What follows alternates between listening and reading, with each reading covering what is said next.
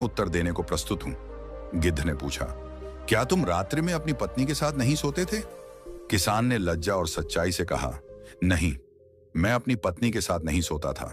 गिद्ध ने गंभीरता से कहा, हे सज्जन, अब मुझे यह झात हुआ कि तुम्हारी पत्नी तुम्हें क्यों छोड़ रही है।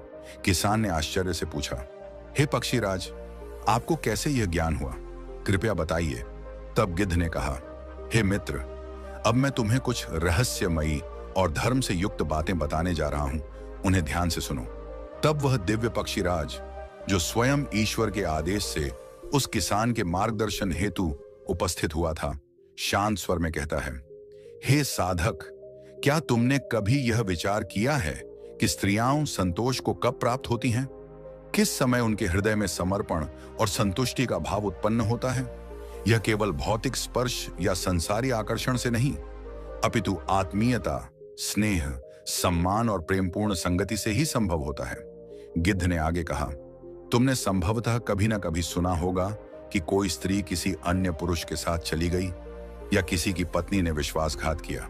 यह सब तब होता है जब उसके मन में रिक्तता होती है, एक ऐसा भाव जो पति से मिलने वाले प्रेम, संवाद और आत्मिक जुड़ाव के अभाव से उत्पन्न होता है।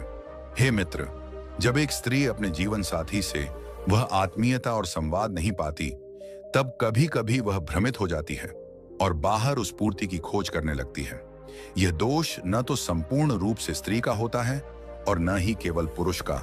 यह केवल उस संतुलन का अभाव है जो दाम्पत्य जीवन में अत्यंत आवश्यक है। किसान यह सुनकर भी असमंजस में था। उसने गिद्ध से कहा, हे ज्ञानवंत पक्षीराज, आपके वचन दिव्य हैं, परंतु अभी भी मेरी समझ में स्पष्ट समाधान नहीं आया।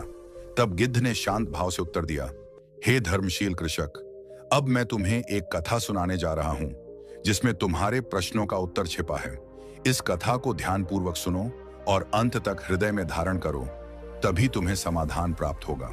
किसान श्रद्धा भाव से झुक गया और बोला, हे पक्षीराज, कृपया मुझे वह कथा सुनाइए, मैं उसे श्रवण करने को व्याकुल हूं। तब गिद्ध ने अपने ज्ञान की धारा प्रवाहित करते हुए कथा आरंभ की। एक समय की बात है, उत्तर प्रदेश में शरदपुर नाम का एक गांव था। वहां एक प्राचीन और अत्यंत जागृत महादेव जी का मंदिर था। प्रतिदिन वहां सैकड़ों श्रद्धालु भगवान शिव की पूजा अर्चना हेतु आया करते थे। मंदिर के समीप ही एक धनी व्यापारी का निवास था।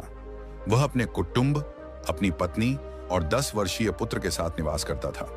वह व्यापारी अपनी पत्नी से अत्यंत प्रेम करता था और उसकी पत्नी भी अत्यंत रूपवती, सुसंस्कारी तथा पतिव्रता स्त्री थी। लोग कहते थे कि उसकी सुंदरता ऐसी थी कि जो भी एक बार देखे मोहित